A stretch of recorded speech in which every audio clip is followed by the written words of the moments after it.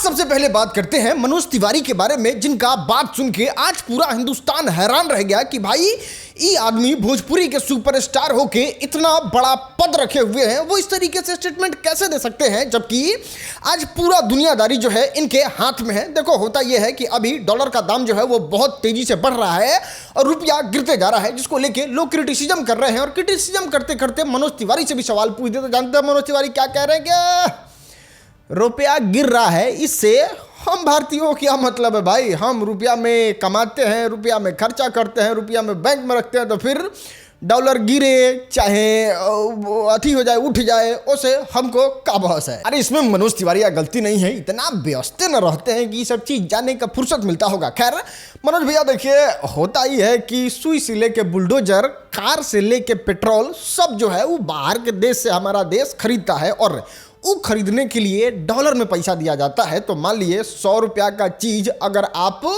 200 रुपया दे के खरीदिएगा तो वसूलिएगा तो जनता से ही ना, तो सारा जो डॉलर बढ़ने का भार है वो जनता के पॉकेट पे ही पड़ेगा। और इसीलिए मोदी जी इस तरीके का स्टेटमेंट दे रहे थे, समझे? ऐसे नहीं होता मित्रों, मैं शासन में बैठा हूं, मुझे मालूम है इस प्रकार से रुपया इतनी तेजी से गिर नहीं सकता।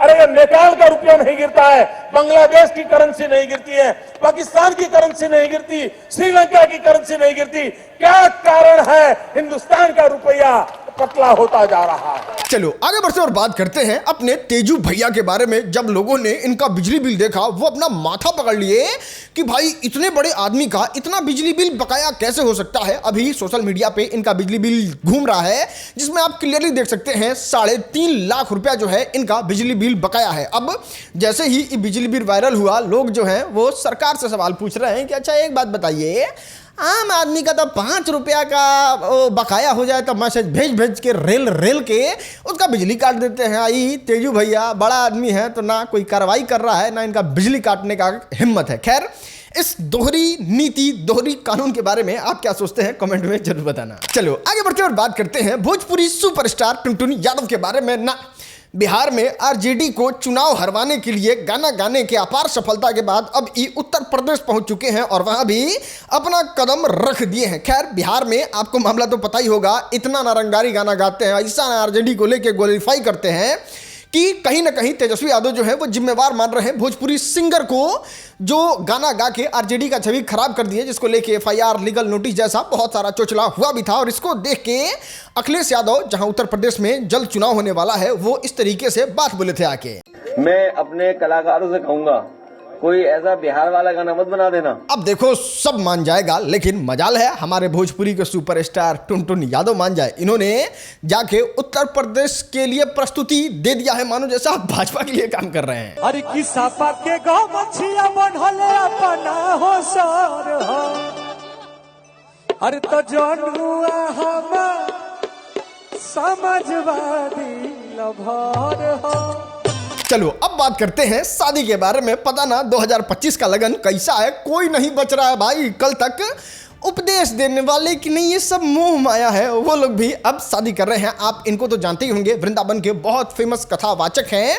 इनका वीडियो बहुत ज़्यादा वायरल होता है और यूथ जो है वो बहुत अच्छे तरीके से कनेक्ट करते हैं। इन्होंने भी सोशल मीडिया पे कुछ फोटो अपलोड किया और पूरे दुनिया को बता दिया कि ई बाबा ने भी शादी कंप्लीट कर लिया है। यहाँ पे आप देख सकते हैं इनकी पत्नी जो है वो एकदम विदेशी लग रही है और इनके शौर्य के चमक से पूरा सोशल मीडिया जो है वो जगमगा गया है और पता चल रहा है कि हाँ ये हुई ना बाबा की धर्म पत्नी अर्धांगिनी। खैर बात करें अनिरुद्धाचार्य बाबा के बारे में, तो वो भी शादी में पहुंचे थे और शादी में पहुंचने के बाद पूरा माहौल बना दिए थे, एकदम डांस कर रहे थे। और जितने भी बाबा लोग थे सब लोग वहां पे पहुंच के अपने अपने सोशल मीडिया पे तस्वीर डाले और इस तस्वीर डालने में धीरेन्द्र कृष्ण शास्त्री को लोग अब टैग करके सवाल पूछने लगे कि चलिए अब ये बाबा तो शादी कर लिए, धीरेन्द्र कृष्ण शास्त्री जी का शादी कब होगा। चलो आगे बढ़ते और बात करते हैं आपके फायदा के बारे में। देखिए 1,50,000 रुपया कमा रहे होंगे, नौकरी बहुत अच्छा होगा, लेकिन आदमी को पैसा का रिक्वायरमेंट पड़ ही जाता है और इस वजह से हम यहां इंट्रोड्यूस कराना चाहेंगे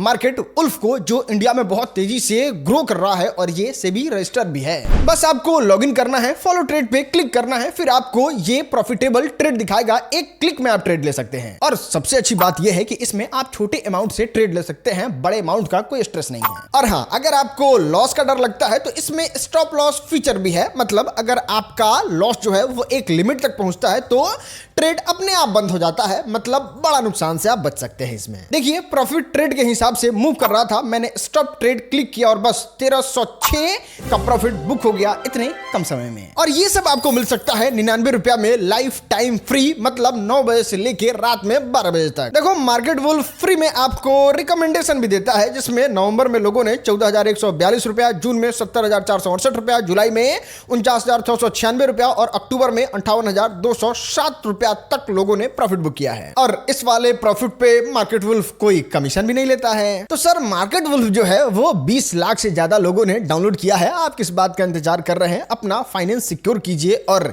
डाउनलोड कीजिए मार्केट वुल्फ। डिस्क्रिप्शन और पिन कमेंट में लिंक दे दिए हैं। चलो आगे बढ़ते हैं और बात करते हैं बिहार के वैभव सूर्यवंशी के बारे में, जिन्होंने 2025 में हिस्ट्री क्रिएट कर दिया है। और यह हिस्ट्री क्रिएट करने का ताकत अभी फिलहाल ना विराट कोहली के पास था, ना MS धोनी के पास था, ना XYZ हार्दिक पांड्या से लेकर कुरनाल, मतलब कुछ भी कोई क्रिकेटर को उठा के देख लीजिए, जितना सारे दिख रहे हैं, किसी ने वो कारनामा नहीं किया जो वैभव सूर्यवंशी ने कर दिया। और वो ये है कि अभी 2025 का डेटा आ चुका है, जिसमें आप क्लियरली देख सकते हैं कि इनका नाम भारत के क्रिकेटर में सबसे ज्यादा सर्च किया गया है। और ये सर्च किया गया इसलिए है क्योंकि आपने देखा होगा कितना जबरदस्त IPL में खेले थे, एकदम धुआं उड़ा दिए थे। इतना ही नहीं, जब देश के प्रधानमंत्री नरेंद्र मोदी से मिले थे उस समय भी इनको खूब सर्च किया गया था। और सबसे इंपॉर्टेंट, जब यंगर लोगों वाला एशिया कप में इनका सिलेक्शन हुआ और उसमें जो पिटाई की है वहां पे भी खूब सर्च हो रहे थे। इसके वजह से ये बन गए भारत के सबसे ज्यादा सर्च किए जाने वाले प्लेयर 2025 में। खैर इतना चीजों को सर्च करके हम अब तक लेके आते हैं, एक लाइक तो कर ही सकते हैं भाई। देखने एकदम टाइम पे सारा चीज बता दिया आपको, पूरा इंटरनेट घूमने की कोई जरूरत नहीं है। चलो आगे बढ़ते और बात करते हैं Bhojpuri superstar power star Pawan Singh के बारे में। ना इनका जलवा मानने के लिए एकदम रौदार नहीं है। अभी इनका लाफ्टर सैफ सीजन 3 का वीडियो इंटरनेट पे आ चुका है, एकदम तहलका मच चुका है। और इसमें आप क्लियरली देख सकते हैं किस तरीके से पावर स्टार पवन सिंह जो है वो रिक्शा से एंट्री मारते हैं। और ये एंट्री मानो जैसे पूरा लाफ्टर सैफ सीजन 3 जो है वो पवन सिंह के इर्द गिर्द घूम रहा था। अरे क्या एल्विस यादव, क्या ये आदमी, मतलब जो उस सीजन को देखा है, कह सकते हैं जो उस एपिसोड को देखा है, पता चल रहा था कि पवन सिंह ने कितना बेहतरीन इसमें काम किया है। इतना ही नहीं, जिस तरीके से लोगों को झुमाए हैं, मतलब मानो जैसे कि पूरा भोजपुरिया माहौल बन गया है। और बिहार के ऑडियंस, मतलब कुल मिला के देखा जाए तो ये जो गाना वाला फील्ड है, भोजपुरी वाला फील्ड है, इसमें भोजपुरी को एकदम गियर ठेल के, हनुमान गियर लगा के जो भोजपुरी को आगे खींचते हुए लेके जा रहे हैं पवन सिंह। चाहे वो बिग बॉस में जाना हो, लाफ्टर सैफ सीजन 3 में जाना हो, या फिर और सारे रियलिटी शो में इनका आने वाला अनाउंसमेंट हो, कितना सारा पेपर वर्क पे हो, वो सच में बताता है कि ना पवन सिंह को भोजपुरी फिल्म इंडस्ट्री में ही रहना चाहिए। और बात करें नचाने के बारे में तो देख रहे हैं, दादा हिया ले नचा देता।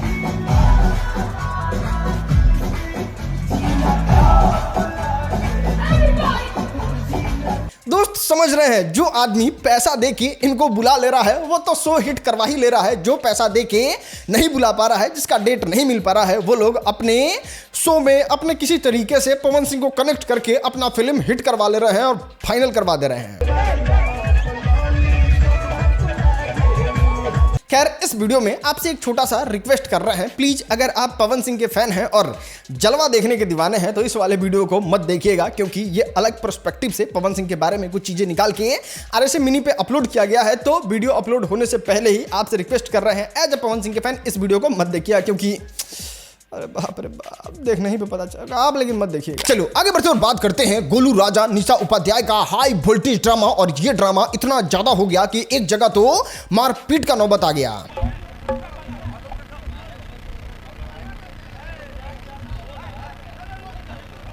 बहुत दोसर चीज हो जाए हम फिर। दोस्त गोलू राजा की हरकत से निशा उपाध्याय इतना ज्यादा गुस्सा हो गई थी कि चप्पल उप्पल चलाने के बारे में बात कर रही थी। ये होता कौन है? दो चप्पल देंगे बस, दो चप्पल देंगे बस। मेरी मर्यादा, अरे पागल, मेरी भी मर्यादा आप लोग धोबी।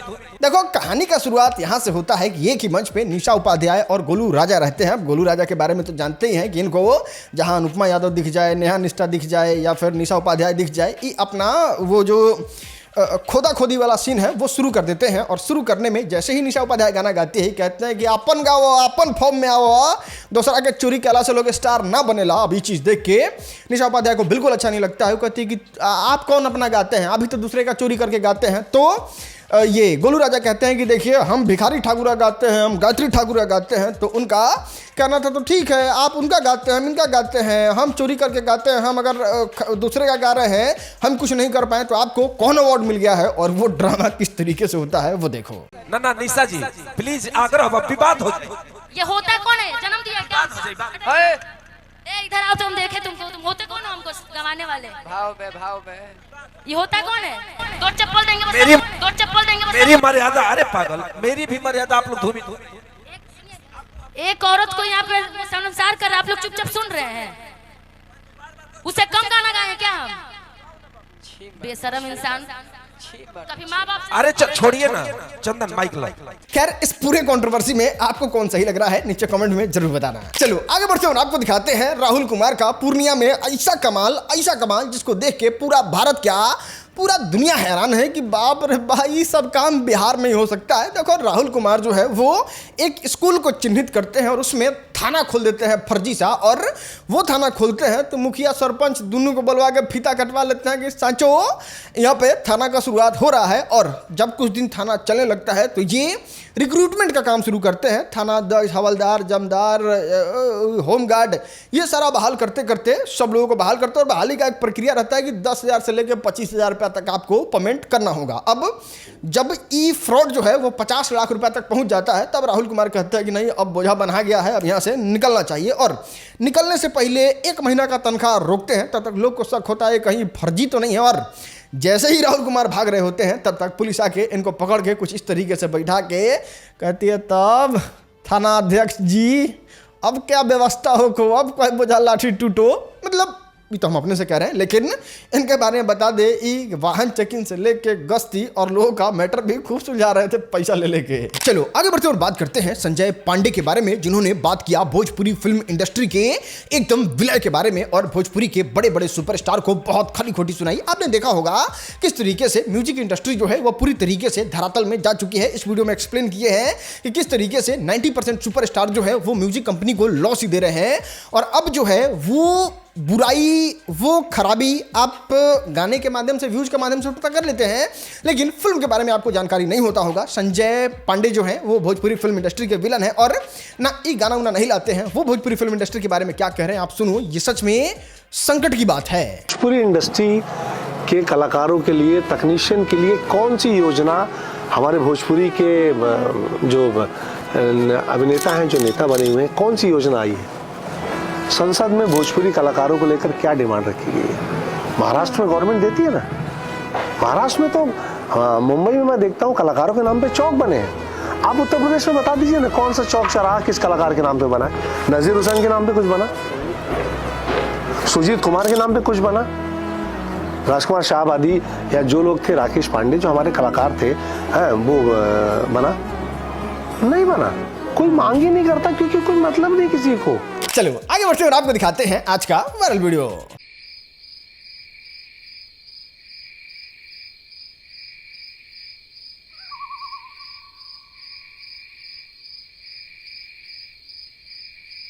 A few moments later.